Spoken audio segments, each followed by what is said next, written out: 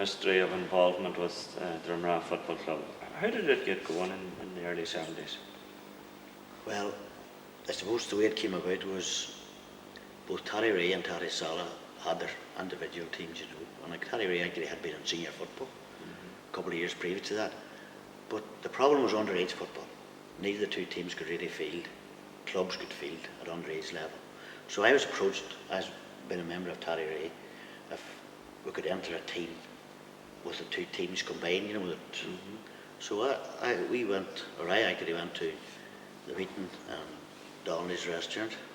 Remember Joe Barton was the chairman, and I entered the team. It was Terry Ray's through Terry Sala, under 18 team into the league. And that's the way it really started. And then as the boys didn't want to separate again, and it kept going, we eventually came into being with Drumragh, but subsequently Terry Ray restarted about 4 or 5 years back after that again. So that's the way to the day we stuck it. Now it was tough at times, because with an amalgamation of two clubs, you need to win something early on to keep the thing going, you know, which we didn't do, like. And you know, ones would say, "Oh, we're better off the way we were," and this, that, and other thing, and you'd have fallouts, and you know. But we stuck at it, and thankfully we've a new pitch now, and back up in intermediate football, and hopefully another step maybe in a year or two. I think the first trial games we had something like maybe 70 players. Right. You know, but then it dwindled away. But well, I suppose it was getting the help, you know. Individuals with the cards at that time and things was difficult, you know. Well, I remember going to a minor match, 11-a-side minor tournament in Ederney, and I had a Vauxhall Viva car, and I had the whole team with me in the car. Plus, I was 11 players myself, plus a sub. So you can imagine that. Well, a lot of people were doing that, and I suppose there were, of course, it was on the back of that the GAA was successful over the years. Well, like the fact, there's a fella, Seamus McGill, he's still about Drumquin, he used to have a transit van. Right. And you remember him pulling up to matches, and you'd have the whole team doing, you'd see him coming out of the van. You wonder where they were going to come, but end up. You know, but that's the way it was then, yes. Things have different now, like. Well, you wouldn't get away with it now, maybe, like. No, you wouldn't want to get away with it. No, not really, no, it wasn't the right way, but they were happy enough. Don't forget PJ Collins as well. Yeah, we had some great days, like, some sad days too, like. And Dermot, you've a long association with the club too. Well, I came to this area in 1975 when I moved into Oma, and I'd always had an interest in Gaelic football back at home, and glad to see that my home club just got the championship in Derry for the first time ever. But my son Adrian at that time would have been playing a bit of underage football. I suppose a lot of the boys from St Connor's primary at that stage. So he came home one Saturday, and of course I was always asking about the football. I said, "How did you get to the match anyway?" We were away in Drumquin or something that day. "Oh," he says, "this man Pat McGlone takes us." He must have been one of the boys that was in the Vauxhall Viva. So I said, "Well, you know, if he'd want any help, tell him that I'd be prepared to go on a Saturday morning and take a carload, you know, ease the burden a bit." So it wasn't too long until I got the call from Pat, and that was the start of my career with Drumragh. And you served as chairman for a few years. I was 7 years as chairman, and all that time it was a great ambition that we would be able to get a bit of land and have our own ground. We looked at various things, and we had a couple of bids, and they were unsuccessful, and there was other things which weren't suitable. And fortunately, I think nothing happened until the land at Clanabogan became available there in the year 2000, and we're successful in purchasing, and I think we will eventually have one of the best grounds in Tyrone. Seamus and Niamh, this has been a very successful year for Drumragh. And Seamus, first, what does this mean to you? What has it meant to you? Well, Drumragh this year have managed to next Division 3 of the All-County League, and in so doing they've accumulated a record of an extraordinary record, the best record of 48 clubs in Tyrone, and they've lost only one game out of and finished the league season with 39 points out of 44. And it's that achievement is enormous. Reflects enormous credit on the players and the people who are working with them, people like Mickey Gallagher, Eddie Kane, and Cal McLaughlin.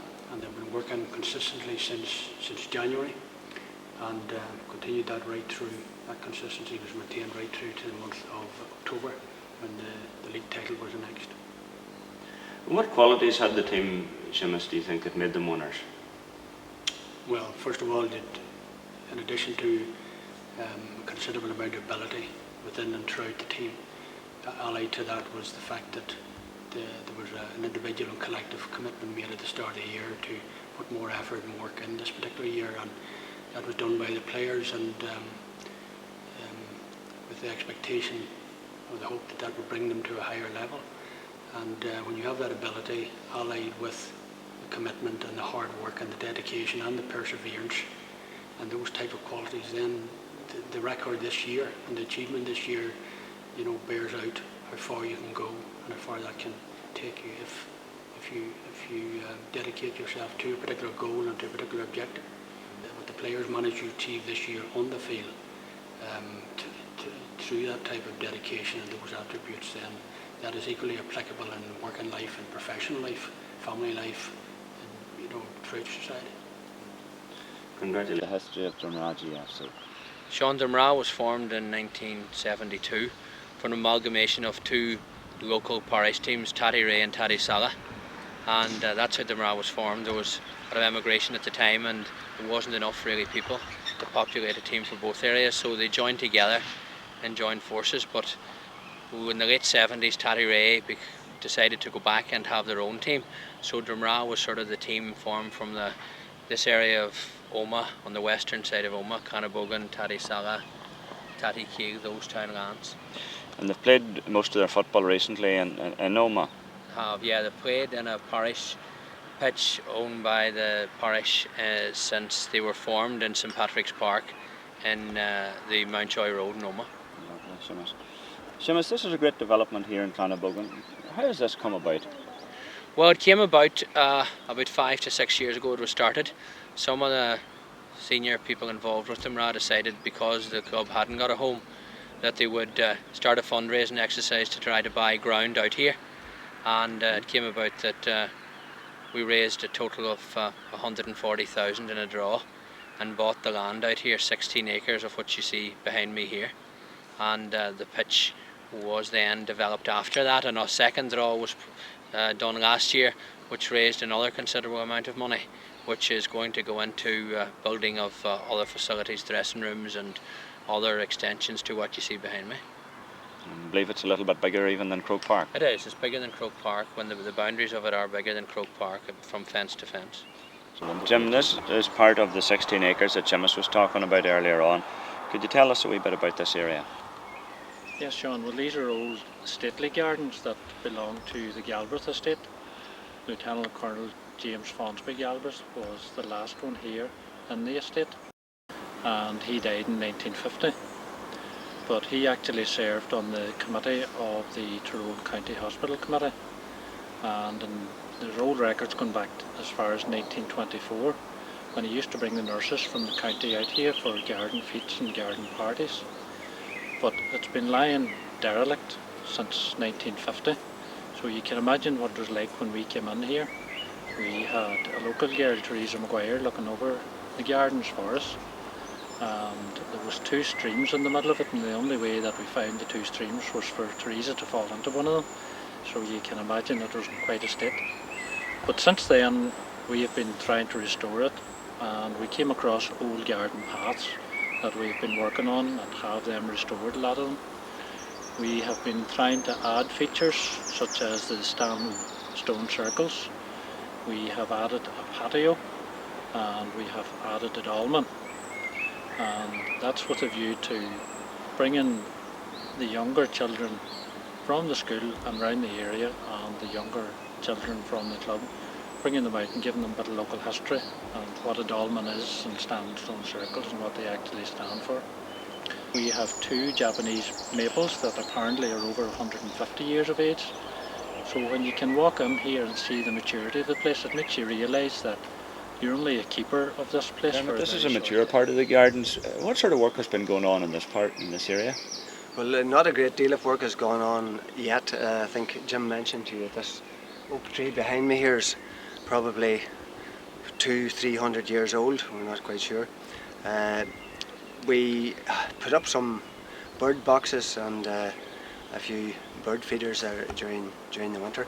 I'm not sure if the bird boxes have been used or not. I haven't noticed any evidence. But apart from that, not a great deal has been done. We're looking at the possibilities. See this great branch here, Dermot, which is windfall, obviously. Any plans for this? Well, we have the. I know different people have expressed an interest in it because it's oak, but I think we'd rather hold on to it for ourselves. So it was the intention to try and cut it into sort of straight lengths and hopefully get it planked up and maybe use it for making a couple of seats or tables. That would be an idea, just to have something that was homegrown and part of the area. So it would be, and it's there, and it would be a pity to lose it or let it go to waste. I suppose it's an appropriate analogy to compare this growth to the growth of the club and the growth and within the community as a result of this development.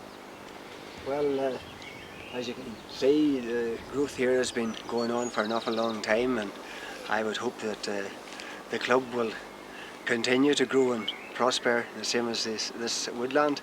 I think this woodland, probably in terms of any GAA club or indeed any football or sporting club, is quite unique.